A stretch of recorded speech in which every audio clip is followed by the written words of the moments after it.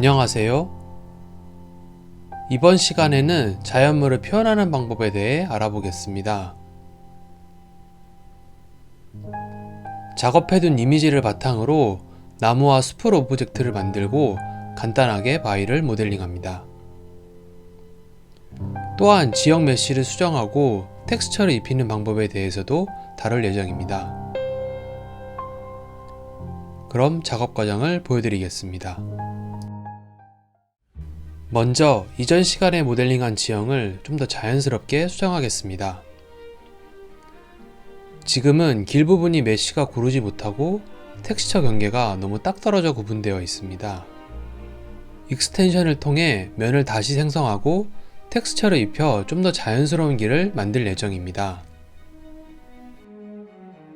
오솔길 부분 경계선을 다시 살려서 면을 구분하여 줍니다.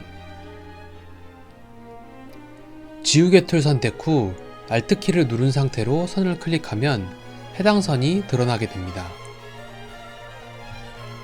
면을 구분한 뒤 해당 면을 지우고 다시 만들도록 하겠습니다.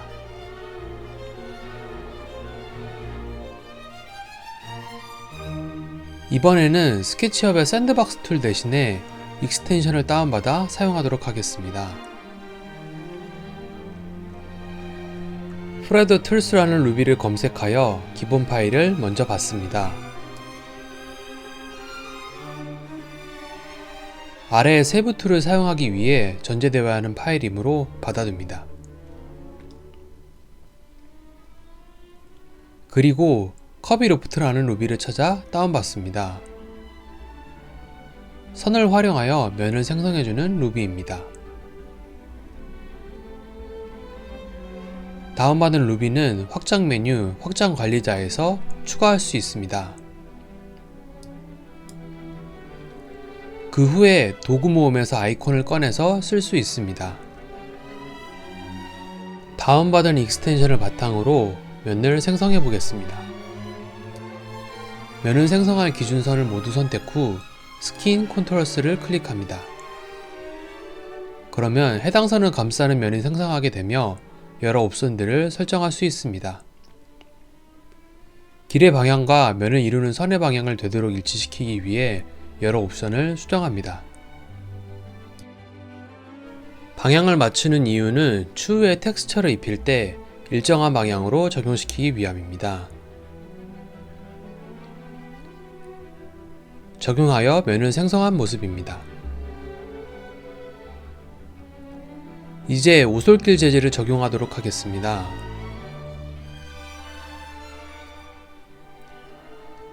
텍스처를 입히기 위해 같은 프레드 루비 중 트루 페인트라는 것을 다운받았습니다.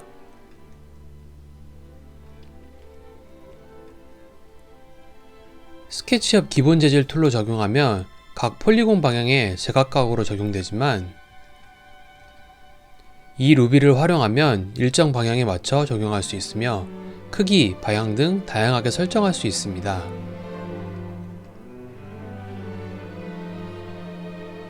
UV 모드를 쿼드 메쉬로 설정하여 텍스처가 길 방향에 따라 조금씩 회전하여 반영하도록 하였습니다. 방향을 확인하기 위해 임시로 재질을 적용하였고 이제 텍스처 이미지를 새로 만들겠습니다.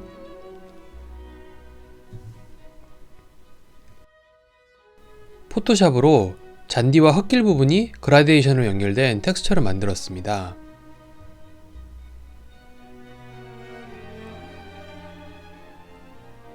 두 텍스처를 겹치고 지우개 툴로 살짝 경계를 지워서 표현했습니다.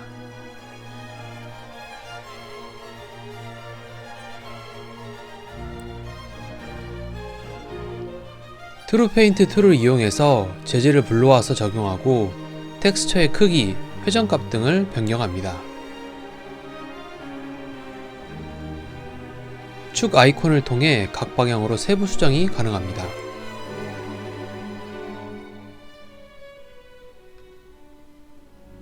둥근 형태의 공간은 중앙부랑 테두리 부분을 나누어서 작업하였습니다. 여러 번의 시행착오를 통해 면을 만들고 텍스처를 적용하였습니다. 연결이 어색한 부분은 수동으로 조금씩 조정하여 표현했습니다.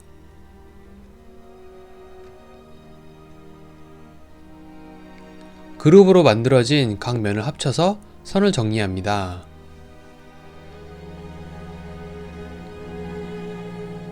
가장자리 부드럽게 기능을 통해 한 번의 선을 정리해 주었습니다.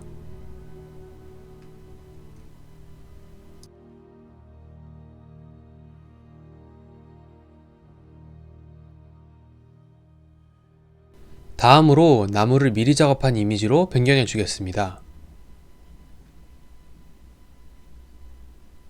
재질을 새로 만들고 텍스처 이미지에 나무 그림을 불러왔습니다. 그리고 기본 오브젝트를 대체할 새로운 면을 그려넣습니다. 여기에 방금 만든 재질을 적용하고 텍스처 크기와 위치를 수정해줍니다. 여러 나무 이미지를 한 파일에 작업하였고 필요한 부분만 잘라서 사용할 예정입니다. PNG로 작업했기 때문에 기본적으로 배경이 투명하게 적용되지만 외곽선과 그림자를 활용하기 위해 나무 모양대로 면을 잘라주었습니다.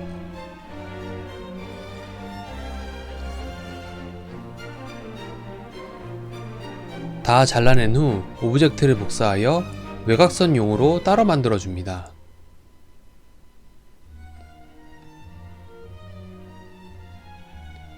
두 번째 객체는 선만 남기고 원래 객체는 반대로 외곽선만 숨겨주었습니다.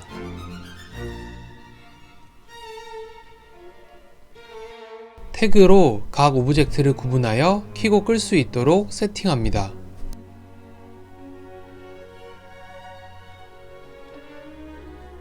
확인해보면 일괄로 잘 반영된 것을 볼 수 있습니다.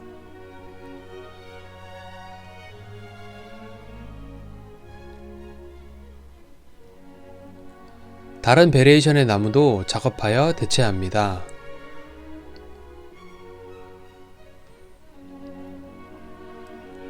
나무랑 주변 대지랑 색감이 조금 안 맞는 것 같아 조금씩 수정해 주었습니다. 오솔길 부분을 텍스처로 새로 만들었기 때문에 색감 조절이 쉽지는 않았습니다. 가능한 만큼만 조절하여 최대한 자연스럽게 만들어 주었습니다.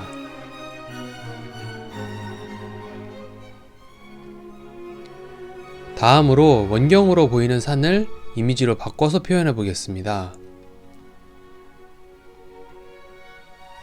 먼저 기존에 작업했던 선들을 지워줍니다.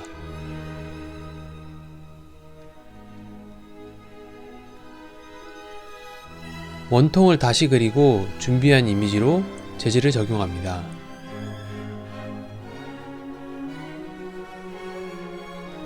방향과 크기를 살짝 조정하고 배치합니다.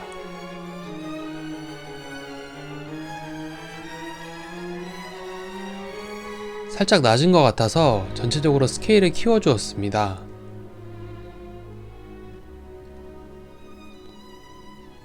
주변에 맞춰서 색감을 맞춰줍니다. 재질 항목의 편집창에서 색조, 채도, 밝기 등을 수정할 수 있습니다.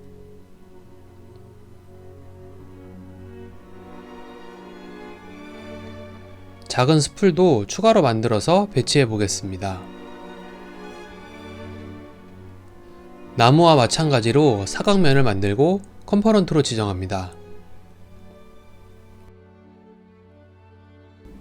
사각면의 중앙을 컴포넌트의 축의 가운데와 일치시켜 이동합니다. 그래야 화면을 돌릴 때 객체 중앙을 기준으로 같이 회전하게 됩니다. 기존 재질을 불러와서 텍스처 이미지를 활용하였습니다. 마찬가지로 외곽선을 정리하고 구분해줍니다. 우선 적당히 잘라내어 작업하였고 나중에 이미지에 맞춰 딱 맞게 추가 작업할 예정입니다. 이전 시간에 나무를 배치했던 루비를 활용하여 스풀도 배치하겠습니다. 지역면이 불규칙하기 때문에 먼저 평면의 오브젝트를 흩뿌리고 그 다음에 각 오브젝트를 지면 높이까지 내려서 배치시킬 예정입니다. 먼저 기준이 될 평면을 만듭니다.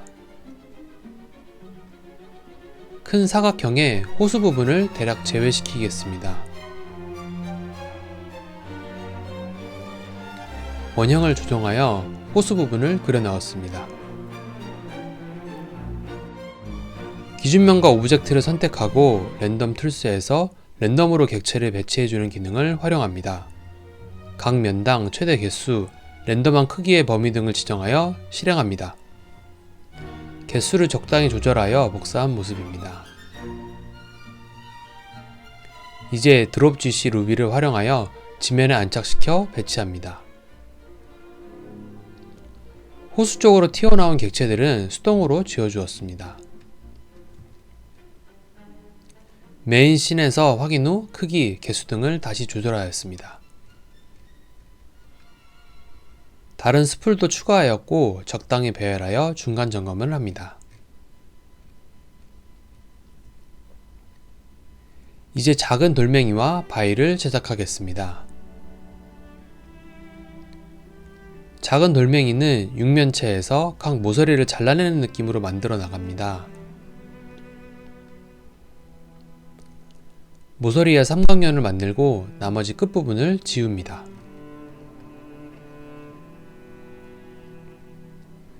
조금씩 깎아내어 거친 정도를 표현합니다.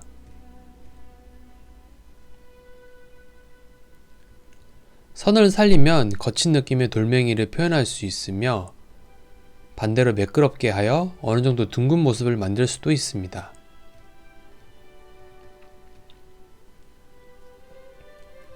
가장자리 부드럽게 설정해서 법선 부드럽게 항목을 해제하여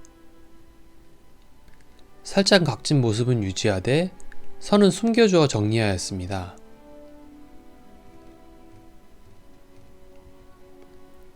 그리고 수풀과 나무를 배치했던 방식과 동일하게 루비를 활용하여 복사하였습니다. 기본 형태는 단순하지만 크기와 방향을 랜덤으로 바꿔주어 자연스럽게 만들어줍니다.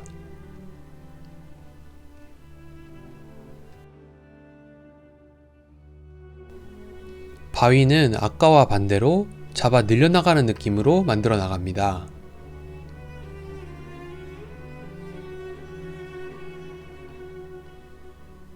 육면체에서 선을 추가하여 만들어진 면을 이동하여 조금씩 둥근 형태를 만듭니다.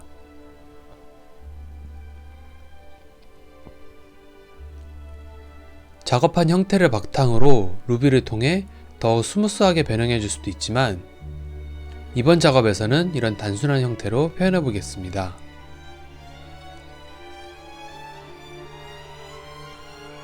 적당히 형태를 만들고 이번에는 가장자리 부드럽게 설정해서 법선 부드럽게를 체크합니다. 이렇게 만든 바위를 배치하여 확인해 보겠습니다.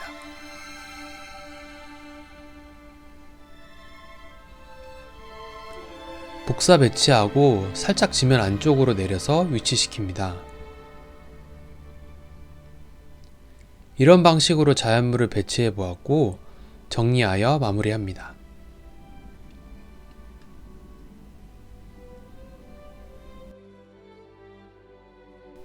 이번 시간에는 자연물을 표현하는 방법에 대해 알아보았습니다. 작업해둔 이미지를 바탕으로 나무와 수풀 오브젝트를 만들고 간단하게 바위를 모델링하였습니다. 다음 시간에는 오두막과 주변 사물들을 모델링할 예정입니다. 감사합니다.